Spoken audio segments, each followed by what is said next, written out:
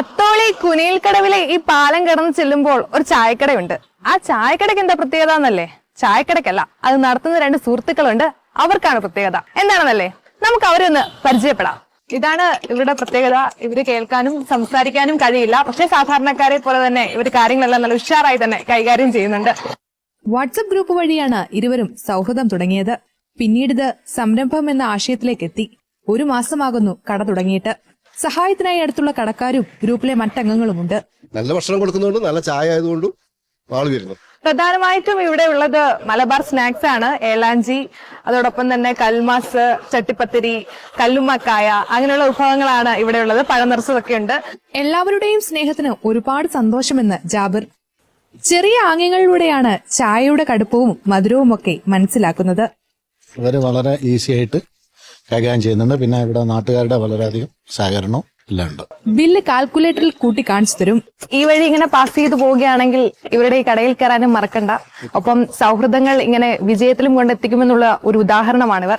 Okay, അപ്പോൾ voice ക്ലിപ്പിൽ നിന്ന് തന്നെ കാര്യങ്ങൾ ക്ലിയർ ആണല്ലേ.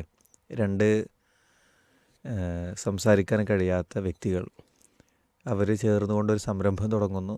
ഒരു ഈവനിങ് സ്നാക്സിൻ്റെ കട അല്ലേ. ഇപ്പോഴത്തെ ഒരു ട്രെൻഡുമാണല്ലോ. ട്രെൻഡുമാണ്. എത്രയാണ് എല്ലായിടത്തും അല്ലേ. അതിലെ പ്രത്യേകത രണ്ടുപേർക്കും ചില കുറവുകളുണ്ട്. കുറവ് നമുക്ക് പറയാൻ പറ്റില്ല. കേൾവി ഇല്ല, സംസാരിക്കാനുള്ള കഴിവില്ല എന്നുള്ളതാണ്. അപ്പോൾ പിന്നെ അവർ രണ്ടുപേരും നടത്തുന്നൊരു ചായക്കടയ്ക്ക് ഒരു പ്രത്യേകത ഉണ്ടാവുമല്ലോ അല്ലേ. ഒരു വൈബ് ഉണ്ടാവില്ലേ. എങ്ങനെയാണ് ഇത് കൈമാറുക? കാരണം 10 പേര് വന്നാൽ 10 തരം ചായയാണ് പറയുക. അതെ അതെ, ലൈറ്റ് സ്ട്രോങ്ങും മധുരം കുറവും കൂടുതലും. അപ്പോൾ 10 തരം ചായകളും ഇതൊക്കെ പറഞ്ഞ് മനസ്സിലാക്കുകയും അവർക്ക് കമ്മ്യൂണിക്കേറ്റ് ചെയ്യണമല്ലോ. അപ്പോൾ അതൊക്കെ വളരെ ഭംഗിയായി നടത്തുന്നു. അതിന് നാട്ടുകാർ വളരെ സപ്പോർട്ടീവാണ് എന്നൊക്കെ കാണുമ്പോൾ വളരെ നല്ലൊരു മെസ്സേജായി ഫീൽ ചെയ്യാണ് അല്ലേ. വാട്സപ്പ് കൂട്ടായ്മയിൽ നിന്നാണ് ഇങ്ങനെ ഒരു ആശയ രൂപം കൊണ്ടെന്ന് പറഞ്ഞു. യെസ്, ഇഷ്ടംപോലെ വാട്സപ്പ് ഗ്രൂപ്പുകളുണ്ട്. അതിൽ ഈ കിട്ടിയ ചവറുകളൊക്കെ ഫോർവേഡ് ചെയ്ത് ആരും വായിക്കാത്തൊരവസ്ഥയിലാണ്. പക്ഷേ നന്മയുടെ വഴിയിലൂടെയും ഇത്തരം കൂട്ടായ്മകൾക്ക് സാധിക്കുമെന്നുള്ളൊരു തെളിവ് കൂടിയാണിത്. യെസ്, അതെ. അതേപോലെ തന്നെ ഇപ്പോൾ ഇത്തരത്തിൽ ഭിന്നശേഷിക്കാരായ ഒരുപാട് ആളുകൾ അല്ലേ, ഇവർക്കിപ്പോൾ സംസാരിക്കാനും കേൾക്കാനും വയ്യാത്ത സാഹചര്യമുണ്ട്.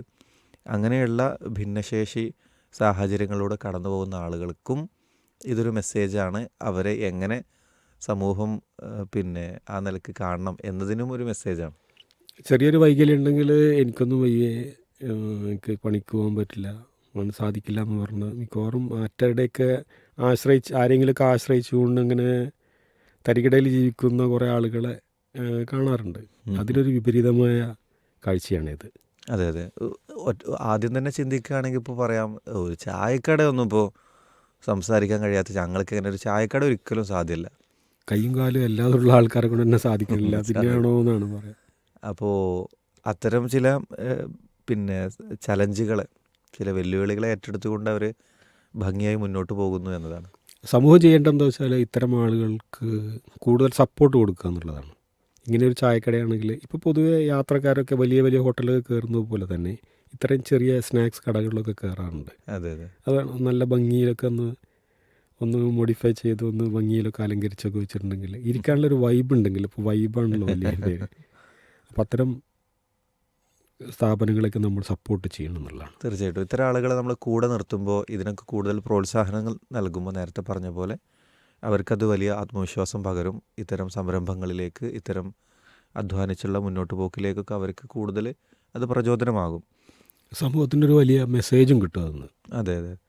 പിന്നെ സാധിക്കും എന്നുള്ളൊരു ബോധ്യം അവർക്കിടയിൽ തന്നെ മറ്റു കമ്മ്യൂണിറ്റികൾക്കും പകർന്നു കൊടുക്കുകയാണല്ലോ ഈ കാര്യം ചെയ്യുന്നത്. പിന്നെ ഒരു കാര്യം കൂടി കൂട്ടിച്ചേർക്കാൻ തോന്നി. ഇത്തരത്തിൽ ഇതിപ്പോൾ ഒരാൾ ഒരു പിന്നെ ന്യൂസ് റിപ്പോർട്ടായിട്ടാണ് പറയുന്നത് തോന്നുന്നു, അല്ലെങ്കിൽ ഒരു വ്ളോഗായിട്ടോ ഒക്കെയാണ് പറയുന്നത് തോന്നുന്നത്. ചാനലിൻ്റെ ന്യൂസിൽ വന്നാണ്. ഓക്കെ, അപ്പോൾ ഞാനവിടെ പറയാൻ ഉദ്ദേശിച്ചത് ഇങ്ങനെ വ്ളോഗർമാരായും മറ്റുമൊക്കെ, അല്ലെങ്കിൽ ന്യൂസായും ഒക്കെ, ന്യൂസ് റിപ്പോർട്ടേഴ്സായിട്ടും ഒക്കെ ഒരുപാട് കാര്യങ്ങൾ റിപ്പോർട്ട് ചെയ്യാനും അല്ലെങ്കിൽ വ്ളോഗ് ചെയ്യാനൊക്കെ നടക്കുന്ന കാലഘട്ടമാണല്ലോ. അപ്പോൾ അവിടെ ഇങ്ങനെയുള്ള ചില നല്ല കാര്യങ്ങൾ പ്രൊമോട്ട് ചെയ്യാൻ നടന്നു കഴിഞ്ഞാൽ തീർച്ചയായിട്ടും ജനങ്ങൾക്ക് ഉപകരിക്കും, ഇത്തരത്തിലുള്ള ആളുകൾക്കൊക്കെ ഉപകരിക്കും എന്നുള്ളതാണ്. അതെ, അത്തോളിയിലൂടെ സഞ്ചരിക്കുമ്പോൾ ജാബിറിൻ്റെ കടയുണ്ടെങ്കിൽ തീർച്ചയായിട്ടും നമ്മുടെ ശ്രോതാക്കളൊന്ന് കയറണം അല്ലേ. എന്നിട്ട് അവിടുത്തെ കൽമാസും കല്ലുമ്മക്കായും പഴം നിറച്ചതും ചട്ടിപ്പത്തിരിയൊക്കെ ഒന്ന് ടേസ്റ്റ് ചെയ്യണം. അതിനേക്കാൾ ടേസ്റ്റ് ആയിരിക്കണം മിക്കവാറും അവരുടെ സൽസ്വഭാവത്തിന്. അതെ അതെ